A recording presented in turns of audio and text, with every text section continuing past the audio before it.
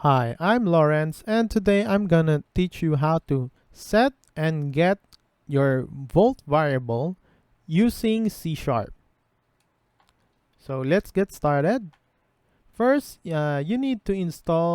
should already install your Volt Visual Scripting in your Unity project, and also we're gonna use the TextMesh Pro. So if you haven't installed your Volt Visual Scripting, make sure to go to your package manager and install it here. So let's first make an empty object here. I'll name this script holder. This is where we're gonna put our script into. Then, of course, you have to add a flow machine here so we can add a uh, object variable. If you didn't add the flow machine here, the blackboard will be inaccessible. So now you can see it's accessible. Let's set up the variables here. I'll put a very constant name, Z1, throughout all those variables. And the one I'm gonna change is the value. So let's start putting it here on the first one. Z1, and the type I'm using throughout this video is string variable. Here I'm gonna put object variable in the value. Then on the scene variable, I'll do the same, Z1.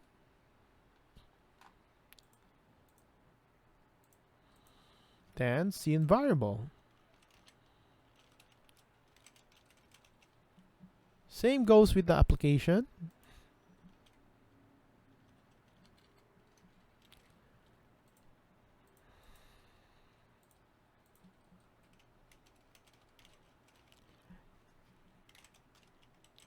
And also the save variable.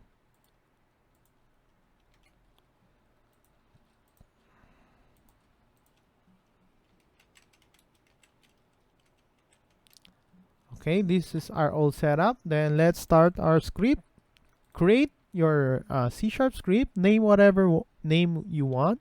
I'll name mine RA. Open this up in your your C# script editor. I'm using Visual Scripting. So, sorry for that. It will look like this when you open up. And the first two lines you have to add here is using Volt and using Ludic. Just type it in. Using Volt.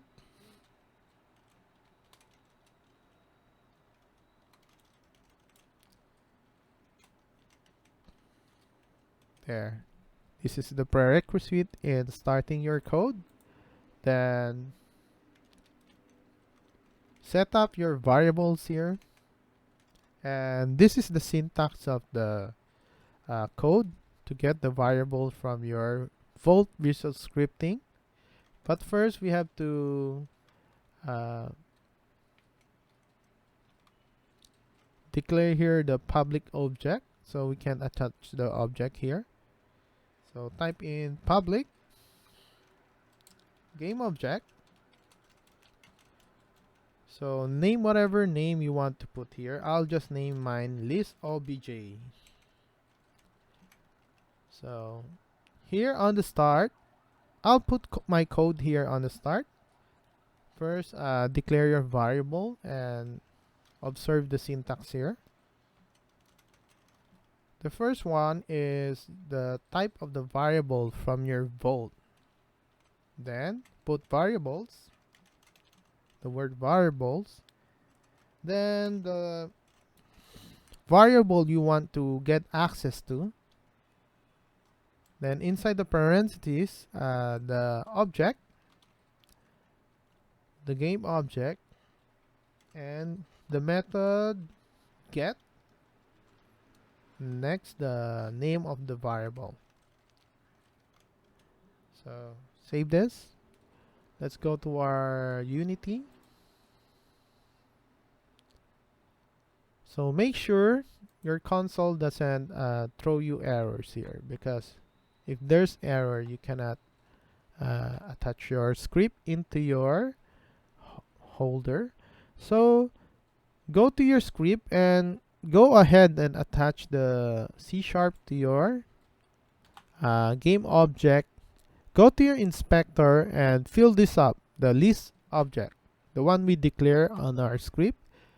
Put your script holder there, and there you go. So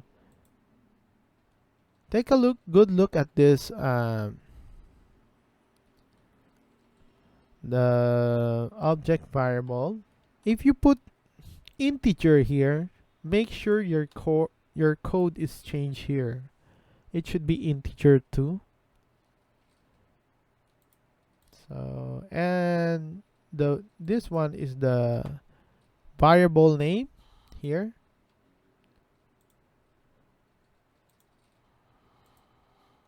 So to test this out, we have to put this on a debug log.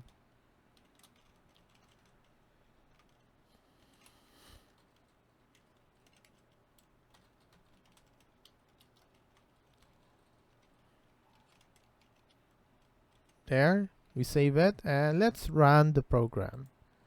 Go to your Unity, check for the error before playing it. No errors, and let's try to run this program.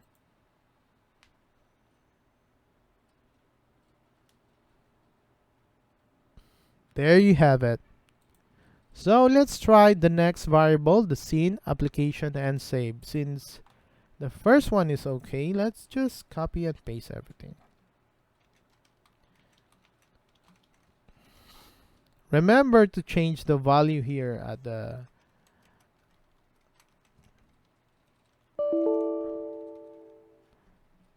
beginning, no? So this is how you set the scene variable. Just change the object name into scene.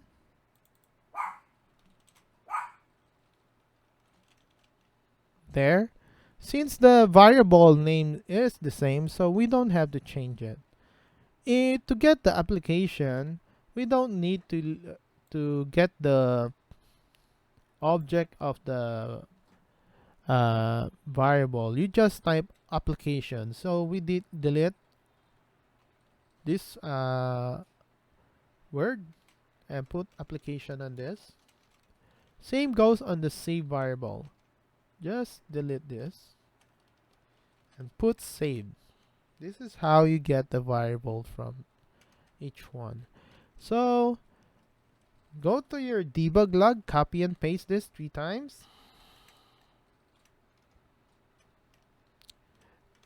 And don't forget to change the value here. The variable here should be different. So let's save this and test this out. Oh, it's still on play, so let's replay it again.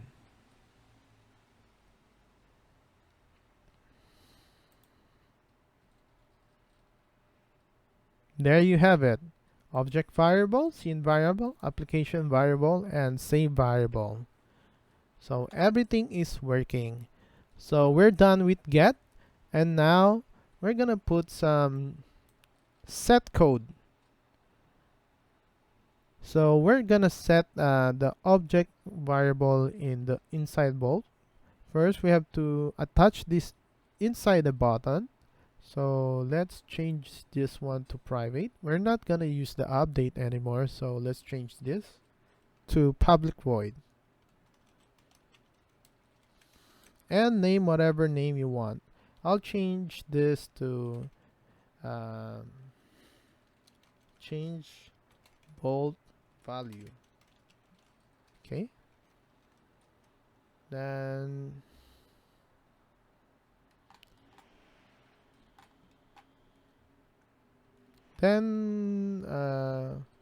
we're gonna put some code here. So we're not gonna declare any variables and the type of the variable. We'll just go ahead and type variables. I'll just copy it from here. Okay. This time the method is set. So let's put set. There's two arguments we have to put here: the name of the variable z1 and the value we want to put inside. I'll just put it here: object variable change.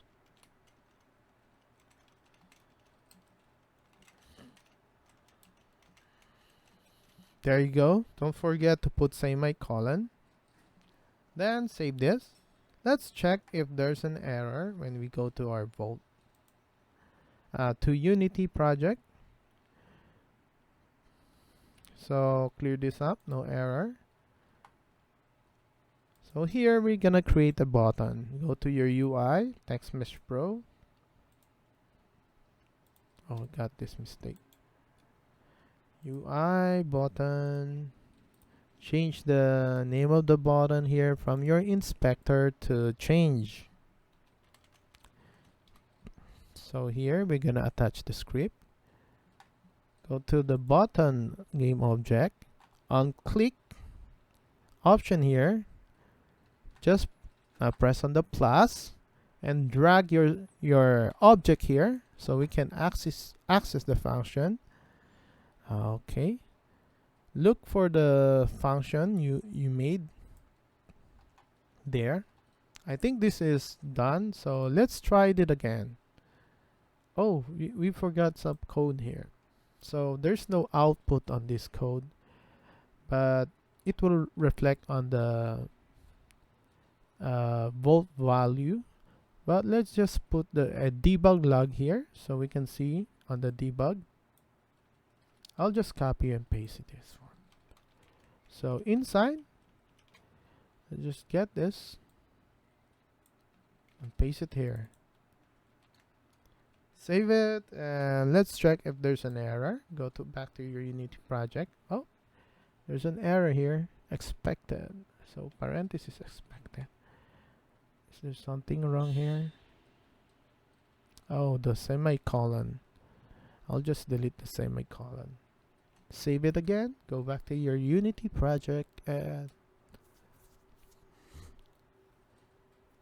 no more errors. Okay, let's run it. If the program is good.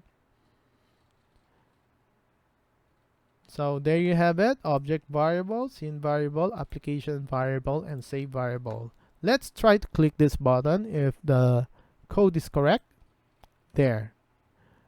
Object variable changed. Let's check the object variable if it really changed. Yes, it is. I guess that's it, guys. Thanks for watching. Until the next video, please like and subscribe. It will greatly help the channel so I can make more video like this and help the developers out there. Thank you, guys. God bless.